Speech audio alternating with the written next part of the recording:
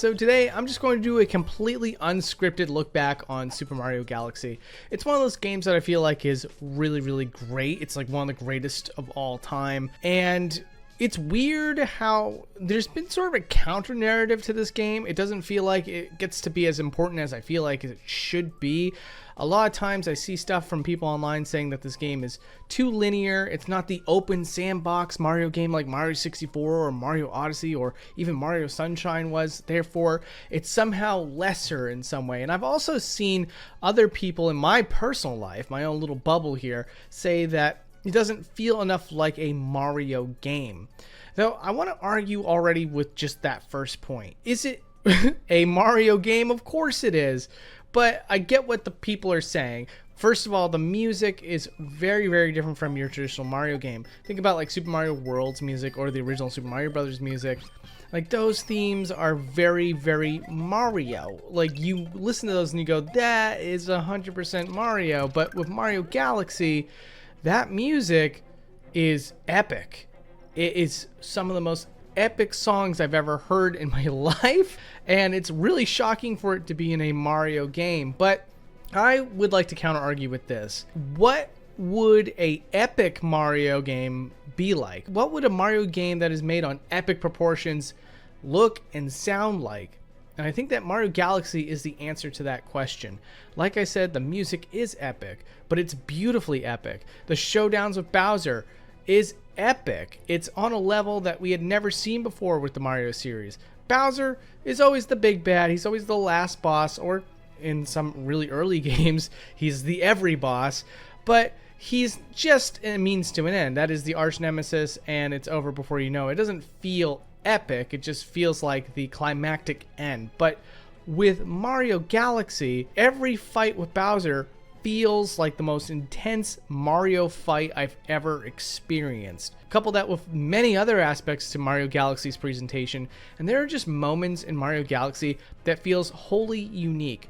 It's different, but it's Mario, and it's so well crafted in its difference from the other Mario games that I really appreciate that they were bold enough to go in this direction so that we could experience it at least once, but technically twice in our lifetime with Mario Galaxy 2.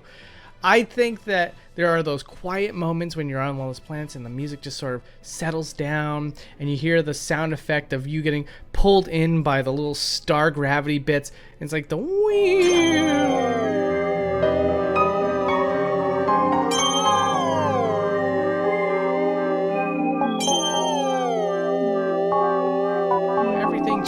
Has a sense, a feeling that I've never experienced in any video game, movie, or TV show, and it kind of brings you into a sense of calm.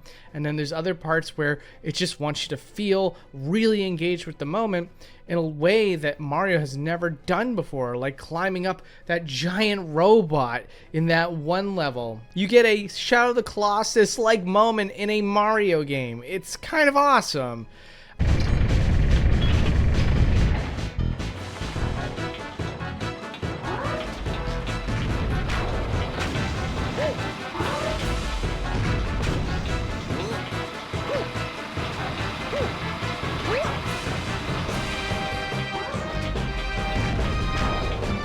That Mario Galaxy goes to heights that we may never ever see again with a Mario game.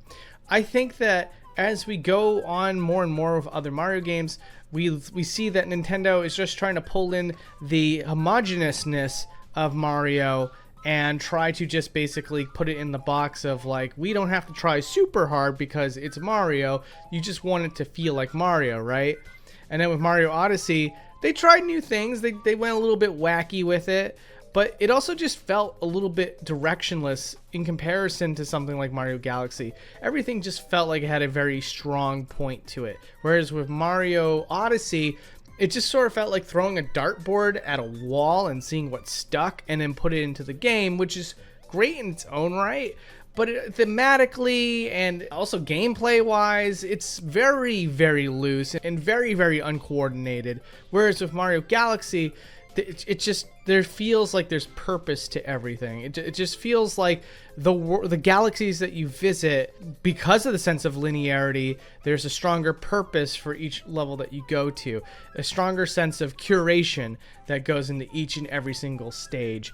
The graphics, I don't know, like, I know that technically speaking, the models might be lower poly, or the textures might be lower quality somehow, some way, but it does just seem to be that this game put everything into making a game that runs on a console that's pretty much as strong as the Nintendo GameCube, and making it look truly next gen, truly something to rival what you were seeing on Xbox 360 and PlayStation 3 at the time.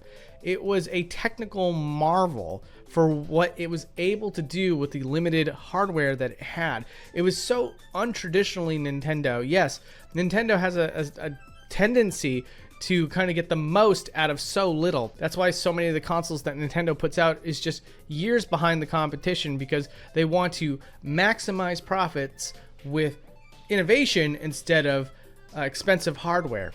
It's what you see all the time, but with Mario Galaxy, it really seemed like they put the money in. Like, it wasn't just so much that, like, they had a solid idea and did it on a shoestring budget, which it's never shoestring, but, you know, a modest budget. It seemed that with Mario Galaxy, with its real live orchestra, its intense graphics, and its innovative, completely pioneering gameplay, like with, you know, singular planets actually having their own gravitational pull and having the gameplay be affected by all that. Like, that takes work. That takes sincere, honest, incredible programming. And to be able to kind of couple that all together into one encapsulated package really shows that money, talent, everything was put into this. It feels like the Mario game with the most amount of effort put into it ever, in my opinion.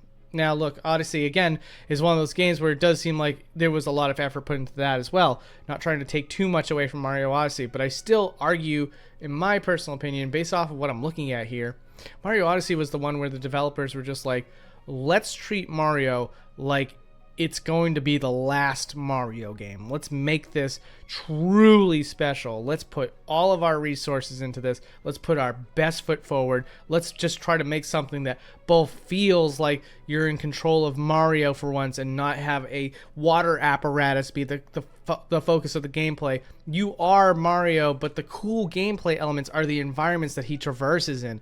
That is the thing that makes this innovative and different, and something to look back on fondly as separating itself from whatever else is out there in the gaming industry.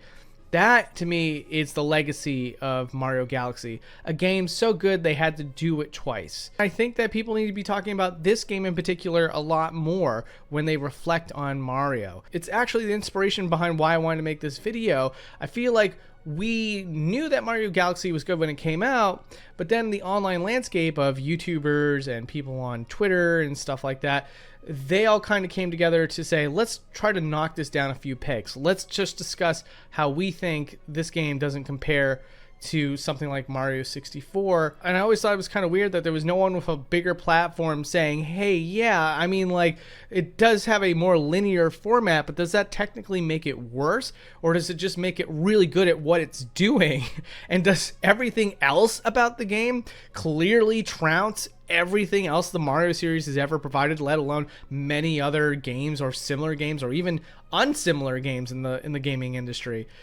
Can't we, like, take a moment to appreciate how good Mario Galaxy really got at times?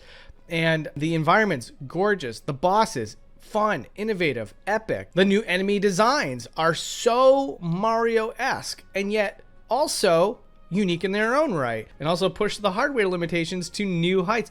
Like, I just think about the fur on that giant mole boss, or the sheen on the melted parts of the arena of the boss fight with the giant lava octopus guy. I can't believe how much there is to do. I can't believe the fact that they did something that I've always wanted to see as a fan of the Mario series, and just have Luigi be playable, and they did it perfectly. He's the Yoshi moment. Instead of leaving him as a support character, you can play as Luigi once you meet the certain requirements. That's awesome. I freaking love that. And let's not forget the fact that this game introduced characters that are going to be remembered for years to come, like Rosalina and Captain Toad. Yeah, some people forget that Captain Toad got his start here, not Mario Odyssey. It's really freaking cool. So I'm here to just throw it out onto the online landscape as a counterbalance to what I'm seeing out there. People are allowed to have their own opinions, and I respect that. And I think that actually a lot of the criticism levied against it is valid. However, I disagree on how much weight the detractions are versus how much this game offers. I think that the offering of the game is vastly superior to any other Mario game, to the point where it is my favorite 3D Mario game. I think that it has a style, I think it has a gameplay perspective, I think it has a story perspective, I think it has every conceivable angle that I can think of when it comes to what would make a good Mario game. I think it takes the gold medal across the board. Could it be a little less linear? No, in my opinion, no. Because for what it offers, it is the best at what it does. And I think that if you focus more on what we got instead of trying to detract it for being something that it's not, you get something that is, in my opinion, one of the greatest games of all time. Nintendo's strongest effort Mario game, possibly one of the greatest games of all time. That's my take. It's also Scott DeWaz's favorite game, so if you think that I'm stupid for having this take, you have to take it up with Scott too. Yeah, I just roped you into this, Scott. Sorry, my bad. Anyways, take care, guys. Subscribe if you have a chance, and thank you so much for watching. Take care.